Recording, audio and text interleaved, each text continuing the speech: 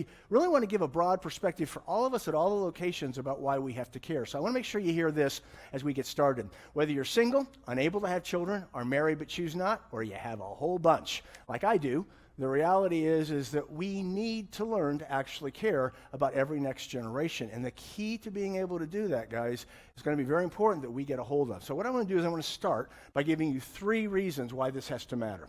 First reason, very important one, is this. God makes it very, very clear he cares very desperately about every next generation. He's very, very clear on that. Secondly, he also makes it clear that every next generation can be the failure of the human race. Every generation can do that, and that's why we've got to care to make sure we instill the right thing. And here's the third one. This is an important one, guys. If you study civilizations, go back to the Roman Empire, Gibbon's Rise and Fall of the Roman Empire, whatever, here's what you're going to find. The reason civilizations get destroyed is they lose God. The second step, they lose all morality, become very perverse. And here's where we are in the third step. They begin to devalue children. Guys, we're in the third step. And we have to understand that it's our job to make sure that we don't continue to go there. So I thought, you know what, let's talk a little bit about that problem. What we're seeing in our society as far as devaluing children, because that's where we find ourselves right now. Some of you aren't old enough to remember. Back in 1979, it was called the Year of the Child. The reason for that is they put out a thing called the Child's Bill of Rights. And in the Child's Bill of Rights, it came down to basically, and really had in there the right of a child to divorce their parent. Yeah. The idea is the liberals wanted to somehow figure out a way to get children away from parents so that they could infect their brain with all the bad thinking and all the things that were there. Guys, you have to understand is that that's still going on today, and I'm going to show you some of that in our society. But let's first of all get to the root of the cause that we see a lot, and that is the idea, this bogus idea about population control. We're told all the time that there's just too many people, and we've got to stop having so many people. I'm about to show you we don't have enough people on our planet. Okay? So let's start here. All of us know where our home is, right here. On that earth right now, there's about 7.5 billion people. And you think, wow, that's a lot of people. Well, actually, you could take all of those people and fit them into the state of Texas.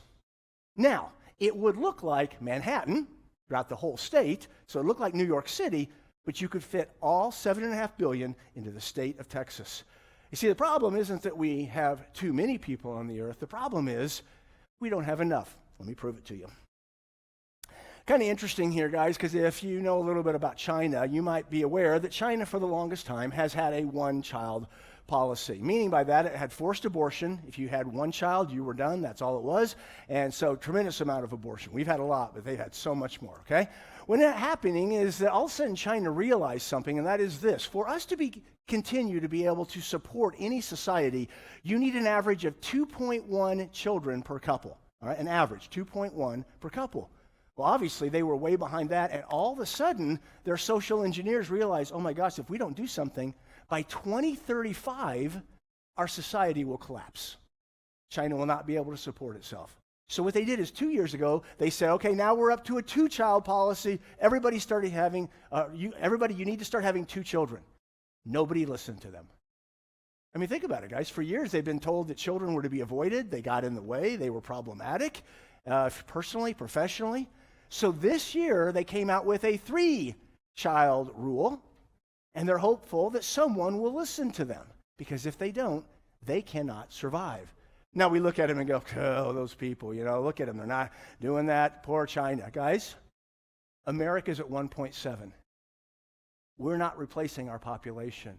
Now, hopefully, with what we hope is about to happen with Roe v. Wade, if we can quit killing 63 million babies over the course of what we've seen with Roe v. Wade, we may be able to bring that back. But guys, we need more people, not less people. I can't tell you how happy it makes me when I see these married ladies around here pregnant. Love it. I love seeing that. More babies. Christian people having babies is an awesome thing. I'd love to tell you that that's all we have to deal with, but no, there's more. Let's talk a little bit about the crisis, especially with what we see in our society of fatherhood. We have a horrible fatherhood crisis right now that's taking place. Let me just show you some statistics. With the father crisis, these are people with no dads. Did you know that 60% of suicides are people who have no fathers? 80% of the people in prison have no dads. 70% of high school dropouts, no fathers. 70% in drug abuse treatments, no dads. Almost all of gun violence by males had no dads. 80% of inner city kids, no dads. 90% of inmates in prison are men who needed fathers. 90% of murders by men who had no fathers. Men are 3 times more likely to kill themselves than women. Now, you might go, well, maybe that's just kind of a thing that happened. Okay, let's go with this. You're probably going to be surprised. I mean, I've been around for 30 years here, and I've told you this before, but I wanted to at least remind you of this. Did you know, back in the mid-40s to the mid-60s, did you know who the number one population, if we're going to look racially, the number one successful population in America was? The black community. They were doing better, right here. They were doing better with families. They were doing better because they were more religious, and they were doing better financially per capita than any other pigment, any other. What happened? Well, what happened is you had the Great Society showed up, and all of a sudden, the government stepped in. Uncle Sam decided that they were going to make it so that not only did you not need dad anymore, but that it was actually financially advantageous to not have dad in the home. And because of that key thing that took place, the inner city now is full of poverty, gangs, drugs, crime, murder, rape, theft, suicide, immorality, homosexuality, and despair. Because dads aren't there. Guys, when God designed a husband and a wife to be able to create the family structure, it was a key element to be able to make this happen. I'd love to tell you that's all. We're still not done. Guys, we live in a society right now, remember, devaluation of children, where we have the left that's trying to pervert and groom our children. One of the things I think we could all agree, COVID was awful. For America, it was awful for the world. But there was a silver lining. The one silver lining to COVID is a whole bunch of parents, because of Zoom school, were actually able to watch what their kids were being taught, and they were horrified. They found that they were being taught a thing called CRT all across the country, critical race theory. Now, here's what critical race theory, if you can boil it down, actually says. Basically, anybody who doesn't have much pigment in their skin are called white. Those people are colonizers, they are oppressor, and they are evil at their core. White people, evil. Anyone who has pigment in their skin, which doesn't matter at all, but brown and black, they are victims, they are helpless, they are beaten down, and that's what they're being told in school.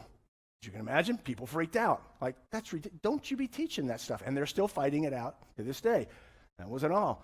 Yeah, the perversion that was going on. You probably heard that just last month, Florida had to go through a process of actually putting legislation in to stop from kindergarten to 3rd grade. Now, that's 5-year-olds, guys.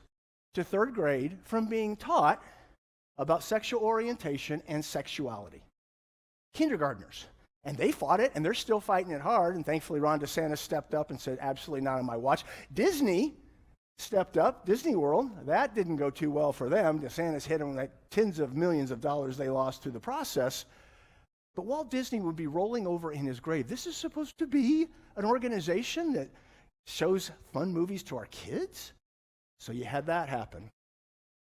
This is going on right now, guys, and it's happening in the Pima Community Library. Libraries all over our nation are having drag queen reading hour. It's happening here. In addition to that, I'm sure you've heard about the drag shows that are going on all over the country specifically for kids. Last week in Dallas, there was a drag show. Here's what it's called: Drag Your Kids to Pride. Boy, that doesn't say it all right there. Drag your kids to pride. I can only show you a little bit of it. Here you go. Kid looks real happy, doesn't he? This is the Drag the Kids to Pride event at Mr. Mister's in Dallas's Oaklawn neighborhood. Organizers promoted it as a family-friendly drag show where kids danced with the performers. How does God not just fry us right now? Guys, I want you to understand what's going on there. They were teaching children to put money, literally teaching them to put it into the G-strings of these men pretending to be women. Now, right behind, I didn't show you this, there was this huge lit up sign. This was a homosexual strip club. Right behind them, huge lit up, it said, "It will not lick itself." And here are the kids. Now listen, in a sane society, the strip club owner, those men pretending to be women, and every parent there would be hauled away for child abuse. Guys, what we have to understand, we're in the third stage. And that's why what we care about and how we change the world through God's truth is so important for every next generation.